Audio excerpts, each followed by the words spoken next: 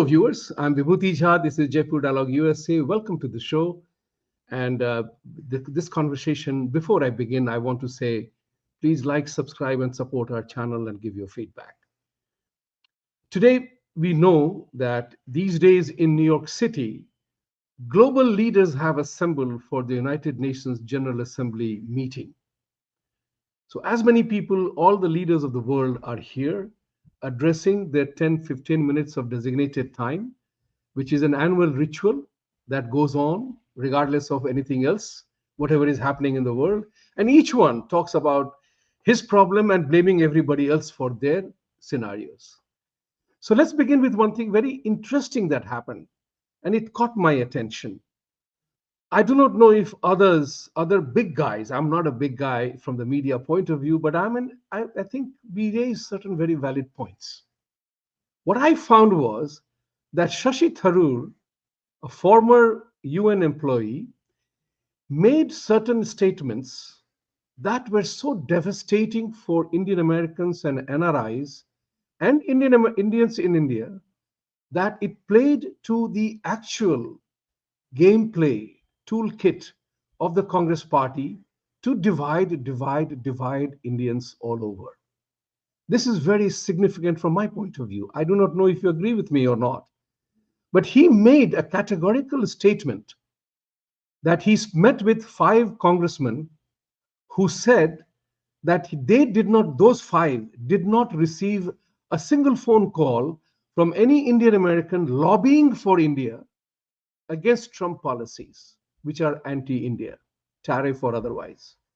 This is very important to hear and recognize that 5 congressmen out of total strength of the US Congress, which is 435 Congress in the House and 100 in Senate, which is 535, 5 people said that to him, which is less than 1%.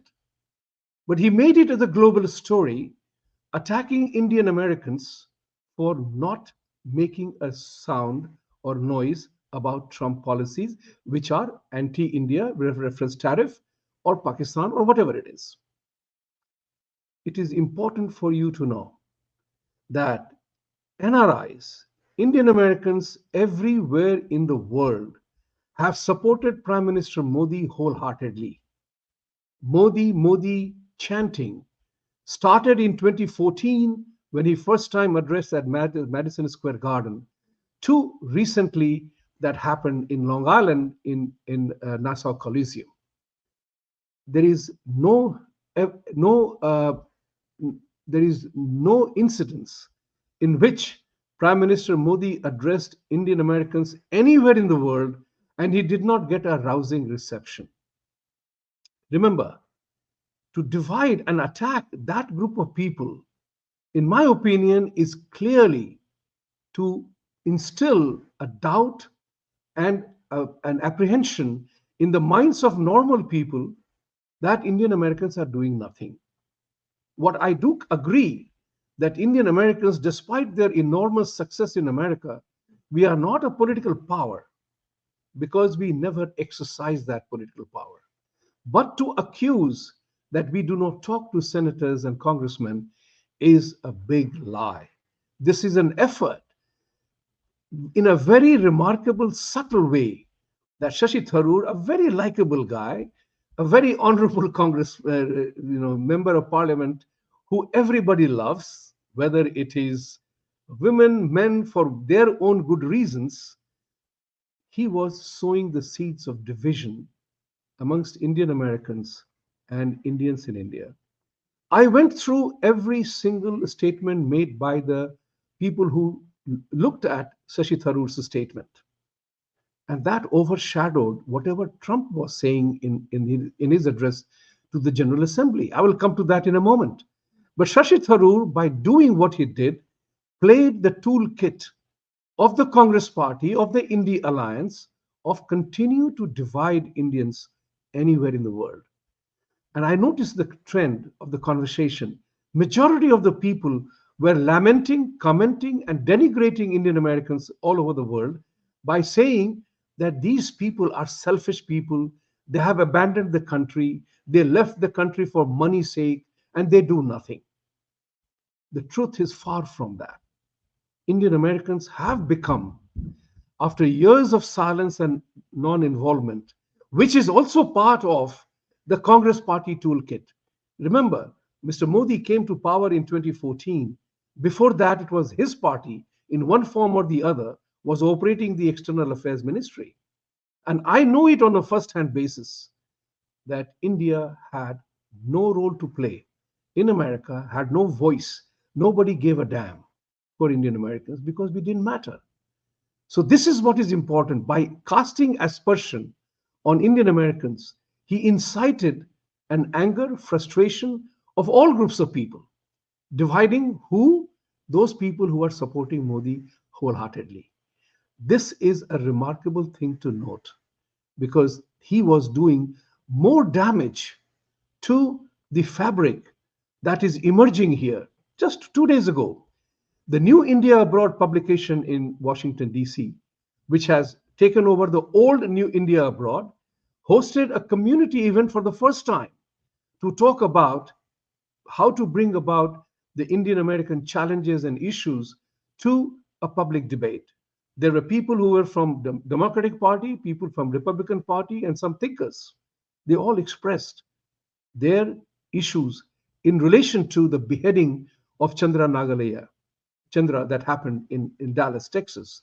So the point of the matter here is that when the community is trying to organize and get up on its feet, like we have done here, we are incessantly standing up against Mamdani's candidature for New York City mayor.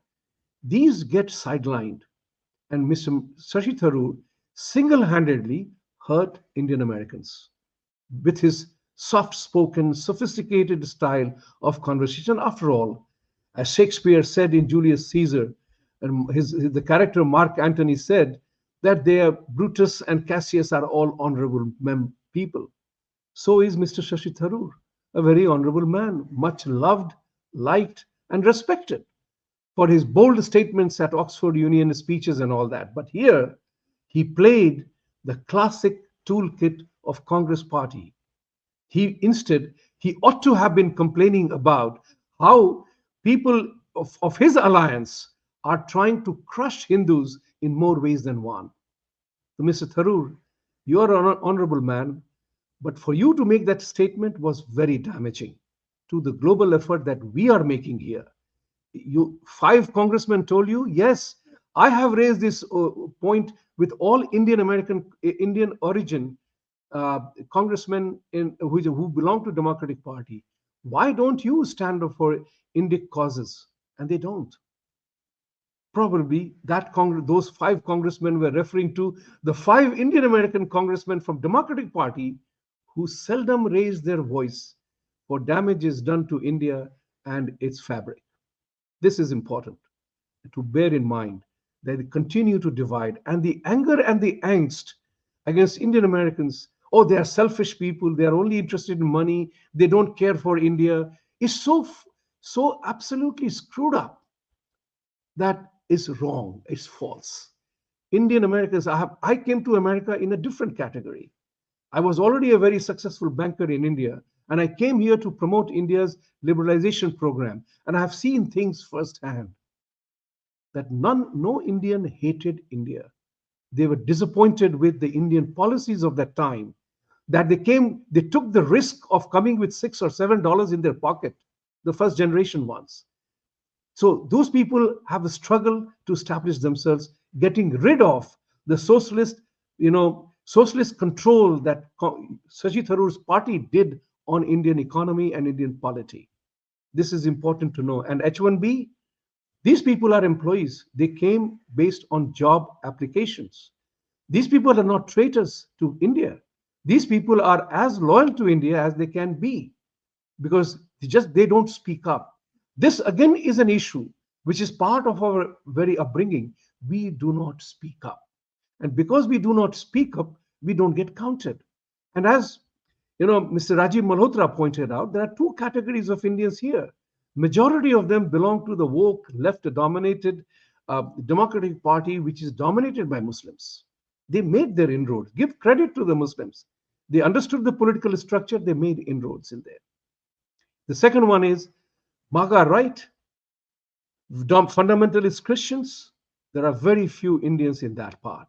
I am included in it, though we have taken the risk of taking a position as a Republican. The point of the matter is that we have to choose between the two parties. And we are trying to do that education and conversation with the congressmen. And there are many organizations doing that. FIIDS is one that studies political and legal steps taken that hurts Indian Americans.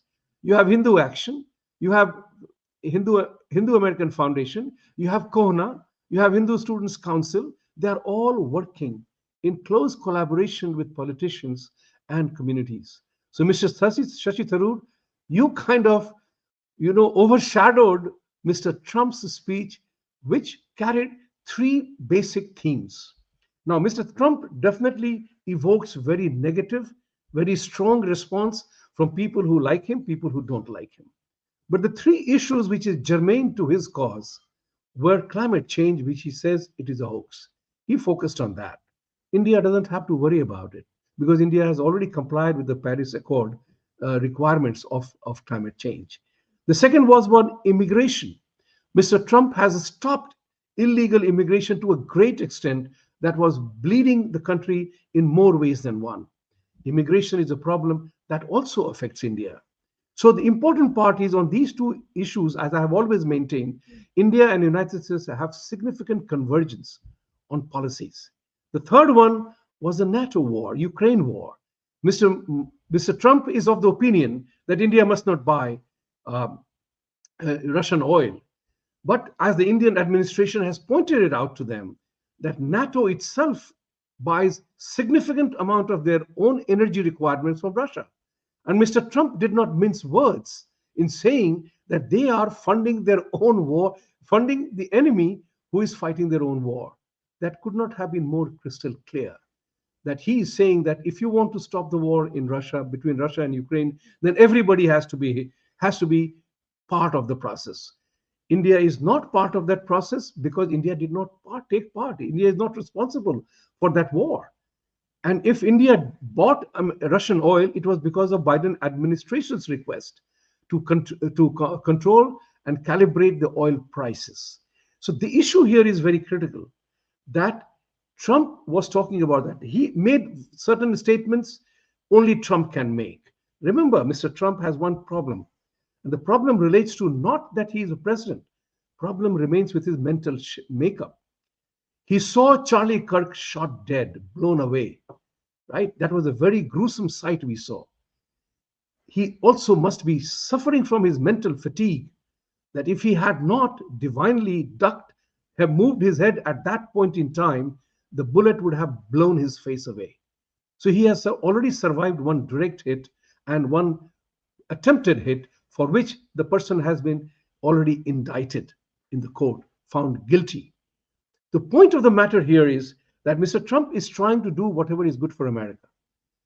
India needs to do its own agenda for that. And I believe whatever Trump is doing is for American benefit. India must do things which suits them. And Trump doesn't mince words on that.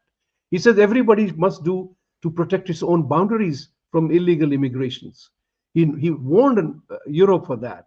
And he's not sophisticated like Bill Clinton and Barack Obama to be soft and very sophisticated in the choice of words. He's blunt. He says he shoots straight from his hip. And then he doesn't care. He operates on a basis that I don't give a damn. I'm doing what I have to do. So he is a very unpopular man with the reference to choice of words. He has ended up making more enemies and people who wonder, why are you doing this kind of wordplay? Not required. You can convey the same message in a much more sophisticated way, which he doesn't. Leave it at that. But look at the substantive part of it. Trump was not anti-India in his speech making. He berated, he was unhappy that India was buying Russian oil, but he also told NATO and EU that you are funding your enemy in this war by buying its resources. That's a geopolitical play. I'm not into that. But important part to bear in mind is, Mr. Tharoor, get real. And I am also of the opinion that probably Mr. Trump is taking cue from the Indian opposition toolkit, that if Indians are harassed by their own political parties who threaten to demolish Sanatan Dharma and Hindus, one way or the other, whether it's Mamata Banerjee, Arvind Kejriwal, or whoever, Stalin, or in Karnataka, where you saw that a Muslim woman who hates Hindus was taken to do the inaugural puja in Durga festivity, with the chief minister saying that Navratri is not a Hindu festival.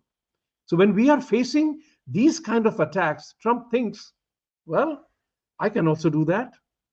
I'm not against, I'm only following what the opposition is doing.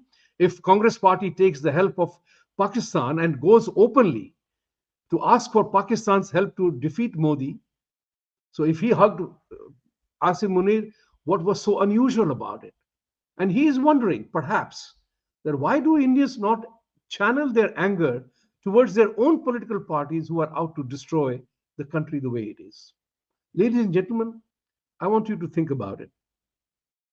Indian Americans or NRIs, they are not enemies of the country. They did not run away from the country. They went out seeking greener pastures or for education. India needs to tone up those elements in the country. Does that mean that a Bihari working in Karnataka is traitor to Bihar? Does it mean Tamilians working in Maharashtra are traitors to Tamil, or they are taking away jobs in Maharashtra? Or anywhere Indian migrates to another state, are they traitors to their own original state? The answer is an emphatic no. Mr. Tharoor, don't use your goodwill. It will end up hurting you. Thank you very much, ladies and gentlemen, for watching today. As I always say, Satyameva Jayate, truth must triumph, truth will triumph, truth alone will triumph, but you got to stand up for it. If you do not, truth vanquishes. Thank you.